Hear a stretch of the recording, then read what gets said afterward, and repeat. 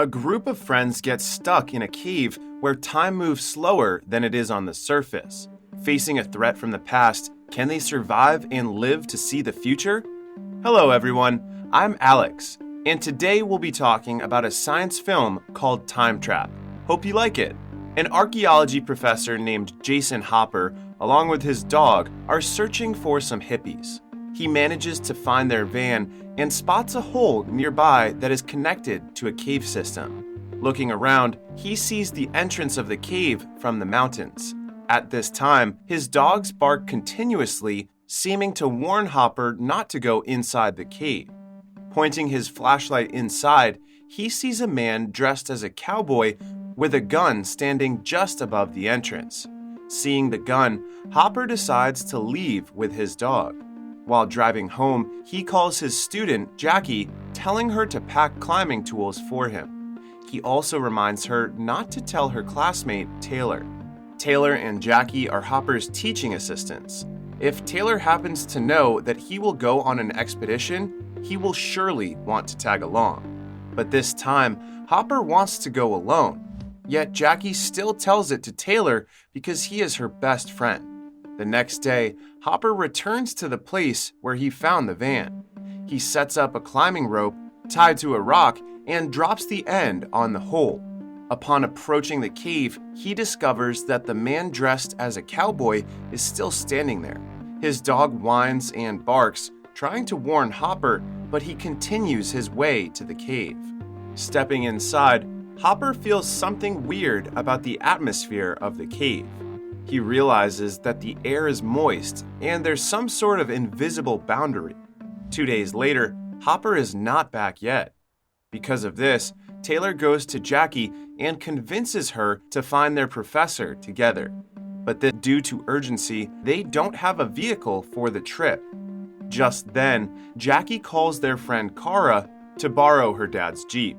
Kara has no problem agreeing to their request, but the catch is Kara needs to bring her half-sister Vives with her for her school project. After some time, the four of them start driving their way to the mountains.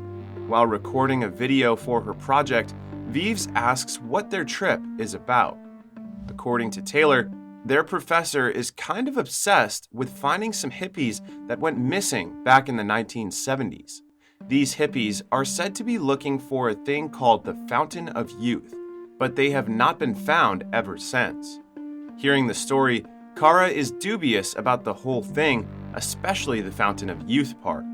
At this time, Vives remembers her friend Furby and wants to bring him. Picking up Furby from his house, Taylor promises his mom that they will bring back Furby by evening. Continuing on their way, Furby gives each one of them a body camera. Upon reaching the place, the group inspects the hippies' van first. There, they found a picture of the people that Hopper is looking for. Looking at the back of the photo, they are surprised that their professor is not looking for some random hippies, but his missing parents. Afterward, Jackie orders Furby to help her open the back of the van. When they open it up, Furby suddenly trips on something, which is a climbing rope leading to an entrance to the cave. Jackie checks where the rope is leading and finds it cut off before a cliff. She hands the rope to Taylor, and he realizes that it cannot be Hopper's rope because it is too old. At this time, Taylor and Jackie decide to use a new rope to descend further into the cave. But because Furby is afraid of bats and insects, he decides to stay at the entrance. Taylor gives Furby a radio to keep their communication open. As Taylor and Kara descend to the cliff, Kara feels the same sensation that Hopper felt before. When the two go past the boundary, Hopper just passes the boundary on the other side. As he passes the boundary, the cowboy from earlier starts moving. When he looks back at the entrance, he sees the sunlight flashing on and off. Hearing a girl screaming deep inside the cave, Hopper is panicked and quickly runs back outside. But to his surprise, it is already nighttime even though he just went inside a few minutes ago. He looks around and sees that the place is now covered in trees. Noticing another truck near his car, he calls out for his dog but cannot find it. Moreover, he finds his car covered in leaves and vines. When he fails to start the car, Hopper goes to the nearby truck to ask for help. And as it turns out, it is the truck used by Taylor's group and is also empty. When he sees Jackie's bag, he realizes that they followed him. Wanting to find his students, Hopper goes back into the cave, but this time he uses the entrance that Taylor and the others went to before. Making sure he will not lose track of his way, Hopper leaves emergency light sticks along the way. Just then, when he throws a light stick, it suddenly floats in the air as it goes through the invisible boundary. Meanwhile, the group finally gathers at the bottom of the cave. Shortly after, Jackie and Vives check on a nearby tunnel, but when they hear a girl screaming from a distance, the two run back to Taylor and Kara. Scared, the ladies decide that they need to get out of the cave as soon as possible. Although Taylor doesn't want to leave without finding Hopper, he has left with no choice but to listen to them. Jackie climbs up, planning to get help from Furby so the two of them can pull the rest of the group faster. But to their surprise, the rope gets cut off. Taylor tries to catch his friend, but ends up being injured as well. Thinking that Furby did it, they try to radio him, ordering the kid to drop another rope, but there is no response from him. Vives, on the other hand, stands up for her friend and tells the others that Furby will not do such a thing. Checking on their injuries, Taylor feels he broke his hand while Jackie got a sprained foot. Jackie suggests that Kara should climb freehand, but Taylor argues that the cliff is too high. Just then, they hear a loud thud from the distance, and suddenly they intercept a radio signal from nearby. Taylor thinks that it is Hopper, so he tells him that they came here for him. The man on the other line, however, sounds weak and begs for them to help him. Taylor asks the man to identify himself, and unexpectedly, the man says he is Furby. But because the voice on the other line sounds old, they don't believe it. Still, Taylor, Kara, and Vives go to check on the man while Jackie stays behind to rest her foot. Alone, Jackie watches over her friends using the video feed from their body cameras on her phone. However, the signal suddenly gets cut off. Just then, she hears a noise nearby. Meanwhile, the three approach the part of the cave where the sunlight shines. Looking above, they see a hole and the sky above looks like it is moving on a time lapse. Seeing this, Taylor thinks Furby is just messing with them with his flashlight.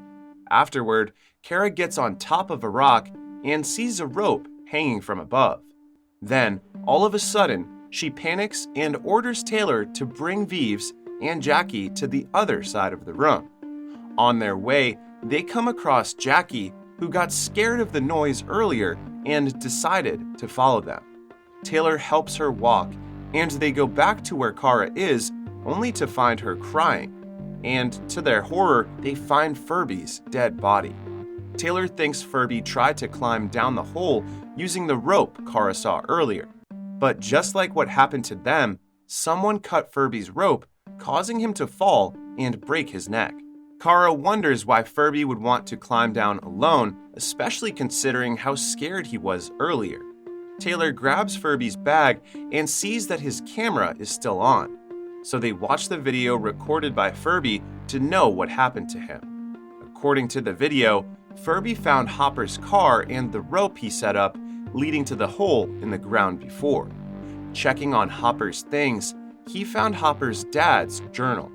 By reading the journal, he learned that Hopper's parents got obsessed with finding a mythical cave that was said to have magical healing waters. And the knowledge of healing waters is passed down through generations of the Hopper family until Hopper's sister got sick. That is why his parents decided to look for these magical healing waters. Furby's video feed continues after a few days, and he already ran out of supplies. He thought that Taylor and the others were dead, so he decided to go down to Hopper's rope. He is planning to get Hopper's car keys and find a way to drive out of there. But as he started to descend, he saw the sky moving like it was a time-lapse video. Suddenly, the rope got cut off. They start watching, and everyone is shocked and confused. First, their friend just died. Then, It turns out that they have been gone for a few days, even though they just spent about an hour inside the cave. The group starts to argue about what is happening until Jackie suggests that Kara should climb out of the cave to get some help. Taylor says it is too dangerous because he thinks there is someone out there purposely cutting their way out. But without other options, Kara agrees to climb up the hole. Realizing that everything that happened is their fault, Taylor apologizes to all of them. After a brief moment of silence, Kara prepares for the climb and Vives turns on her camera. Before she goes, Taylor gives her a GPS beacon and tells her to turn it on once she resurfaces so they can finally be rescued. As soon as she is near the surface, Kara notifies Taylor that she can feel the atmosphere changing again. And to her surprise, she resurfaces to a totally different looking place from what it looked like in Furby's photo. The place is now a dried up mountain and the air feels off to her. At this moment, she finds a spot where there's a signal to activate the GPS beacon. Seeing a spacecraft above her, she immediately climbs down and tells Taylor what she saw. Hearing what she tells them, the three are confused and tell Kara that she's just been gone for like seconds. So Kara shows them the video taken by her body camera. Looking at the scene in the video, three of them are shocked and suddenly realize that they are stuck inside a time-distorted cave. Kara starts breaking down and apologizes to her sister for bringing her into the cave. After thinking about it carefully, Jackie finally realizes that the cave itself is the fountain of youth.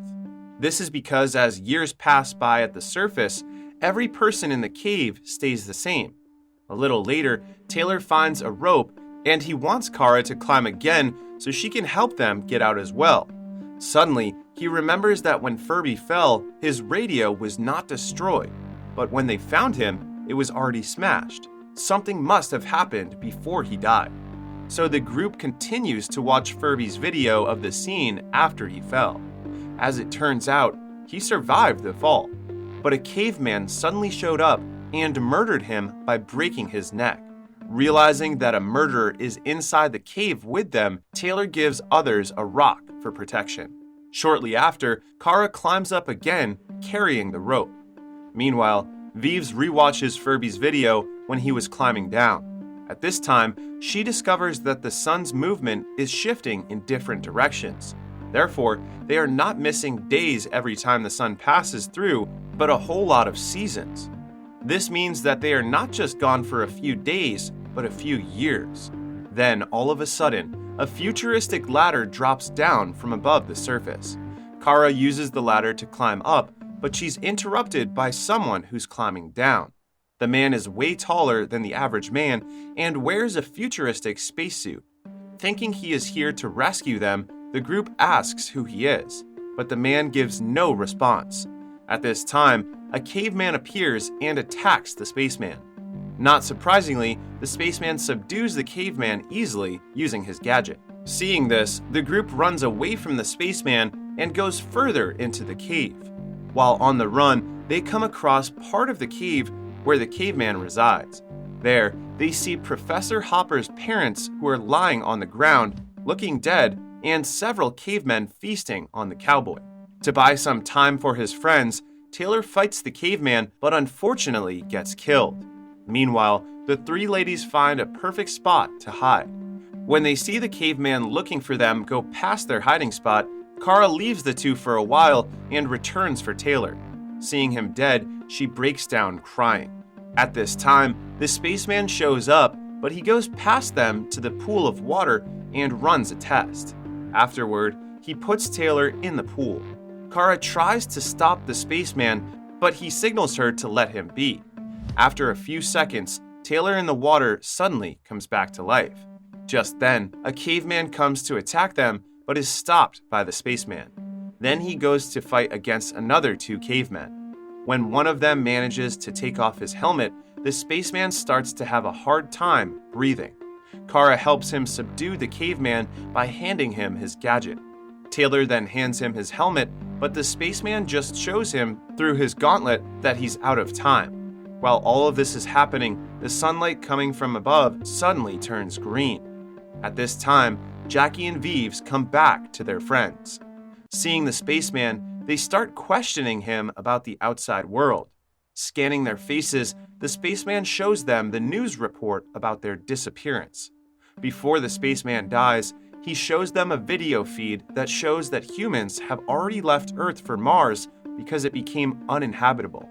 Seeing the spacecraft that humans used to escape the planet, Kara recognizes it as the one she saw earlier.